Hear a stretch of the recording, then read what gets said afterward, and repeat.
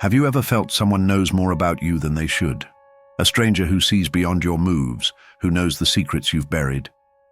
This is the story of a man trapped in a chess game where every move reveals a piece of his life. Sit down, listen closely, because at 7:47 the board starts to speak, and maybe you'll hear it too.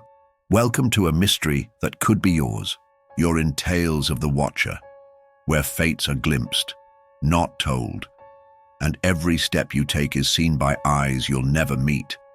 The air hums with secrets, daring you to listen. Stick around, subscribe for the journey, and in today's story, Gabriel's laptop flickers, the screen frozen on a chess position. Checkmate. The chat message reads only, "You lost years ago, Gabriel." The silence of the room is cut by the muffled ticking of an old clock on the shelf, the air heavy, as if someone's watching. He glances at the window, but the street outside is dark, save for a flickering street lamp. For a moment, he swears he sees a reflection in the glass, a face that isn't his. Gabriel presses his hands to his forehead, heart racing, trying to make sense of the message. His opponent, a user named NoTrace64, moved the pieces with impossible precision, as if reading his every thought. The room is cold, the cursor on the screen blinking, awaiting his reply. He types, "Who are you?" But no answer comes. Only a new game starts. At 7:47 p.m. the silence tightens, and the board on the screen feels alive. The chess pieces on the screen glow under the laptop's faint light, each move echoing like a warning. Gabriel tries to recall when he started playing NoTrace64, but his mind is a fog. He looks at the half-open apartment door, where a shadow seems to shift. The message still burns on the screen. "You lost years ago." He feels it's not just the game that's in check.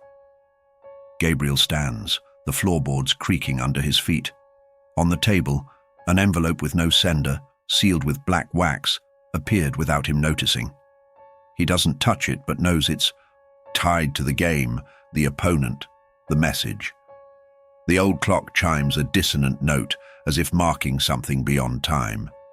Outside, the street lamp goes out, and the reflection in the glass is now clearer and closer. The laptop hums softly, an invitation to the next move. Gabriel hesitates, fingers hovering over the keyboard, as NoTrace64's words sear his mind. He doesn't know if it's a threat or a truth, but each click pulls him deeper into something he can't control. The half-open door creaks, as if someone's on the other side, and at 7:47 the game continues, but Gabriel isn't sure who's playing. Gabriel, 32, wakes to the hum of his laptop in the small apartment's living room. He's a programmer with a scruffy beard and tired eyes that always seem to search beyond the screen. Tonight, the silence is broken by a sharp sound, like the click of a virtual chess piece. He opens the online gaming site, where an invitation from NoTrace64 blinks on the screen. The old clock on the shelf reads 7:47 a.m., and the street outside is too quiet. The day follows its routine. Gabriel drinks coffee, the bitter smell mixing with the cold air from a half-open window. He's reserved, but observant, noticing details others miss. The mail carrier lingering at the door, the neighbor who never meets his eyes. Checking the mail, he finds an envelope with no sender, sealed with black wax in his box. He picks it up, feeling an unexplainable weight, as if the paper holds something alive. The laptop chimes, and a new game has started without his consent. Outside, the wind blows, carrying a faint scent of wet ink like an old book. Gabriel walks to the cafe where he works remotely, but his eyes keep drifting to his phone where the virtual board waits. NoTrace64 moves a pawn, and the chat reads, "You always open with E4, don't you?" Gabriel freezes. He never shared his opening strategy. A barista wiping a table mutters about players who know too much and laughs, but Gabriel finds no humor. At the cafe, the sound of keyboards and muffled chatter fills the air, but Gabriel hears only the echo of virtual chess pieces clicking. He tries to focus on work, but the laptop flickers and the game is there, with a new move from No Trace 64. The message now reads, "You've played this game before." He tries to ignore it, but the envelope in his backpack feels like it's pulsing, as if it knows the next move. For a moment, everything goes silent, until the cafe clock hits 7:47 p.m. Gabriel looks out the cafe window, where the street is dark, save for a flickering street lamp. The board on the screen feels more real than the world around him. Each piece moved with disarming precision. He thinks of the envelope, the opponent, the unexplained message. Something is aligning, but he doesn't know what. And as the street lamp blinks outside, he feels the game began long ago. Gabriel can't shake No Trace 64's message. "You've played this game before." At the cafe, he opens the laptop and the virtual board is there with a new move, knight to f6, a play he used years ago in a game he never told anyone about. He tries to close the game, but the screen flickers, showing a date for a second. June 22nd, 2 days away. The air feels colder, and the black wax envelope in his backpack weighs like an unspoken promise. Gabriel senses the pieces aren't just pieces. They know something. On the way home, the wind carries a scent of ink and old paper, as if the envelope were alive. Passing a shop window, his reflection seems to hesitate, as if not fully following him. On the virtual board, No Trace 64 moves another piece with the message, "You left your queen exposed in 2018. Gabriel stops, heart racing. 2018 was the year he made a mistake he never shared. He tries to convince himself it's a coincidence, but the game doesn't stop. In the building's elevator, a neighbor with sunken eyes casually says, "Ever played someone who seems to know you?" He smiles, but Gabriel feels a chill. Opening his backpack, the envelope is there, but now there's a smudge of black ink on the edge, as if someone touched it. The laptop, still open, shows the board with a new move from No Trace 64. Gabriel hesitates but moves a pawn, feeling each click binds him more to the game. That night, Gabriel sees a news report on TV. An online chess site was hacked, leaking user data. The date on the screen is June 20th today, but the reporter says the site will be down until the 22nd. Gabriel's pulse quickens, the date from the laptop screen. He grabs the envelope and the wax feels warmer, almost melting under his fingers. The click of a new move echoes from the laptop, as if No Trace 64 knows he's watching. Gabriel stands still, staring at the screen where the board seems to pulse with life. The reflection in the apartment window shows only his face. But something's off, like the eyes belong to someone else. He tries to ignore it, but the old clock's ticking blends with the click of virtual pieces. The envelope on the table calls, as if hiding the next move, and at 7:47 p.m. the silence tightens, as if the game is waiting for him. Gabriel wakes on June 21st to the clock reading 7:47 a.m., the old clock's ticking louder, as if counting his final moves. He barely slept. The virtual board and No Trace 64's messages haunted his dreams, mixed with buried memories from 2018. The black wax envelope, still sealed, seems to pulse on the table. He opens the laptop and a new message appears. "Your next move is on the street." Gabriel feels time folding, as if the game is spilling out of the screen. Outside, the wind blows, hard, carrying the smell of wet asphalt, though it hasn't rained.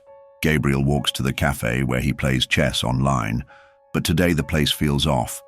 The lights flicker, and the barista stares too long. He opens the laptop, and No Trace 64 has moved.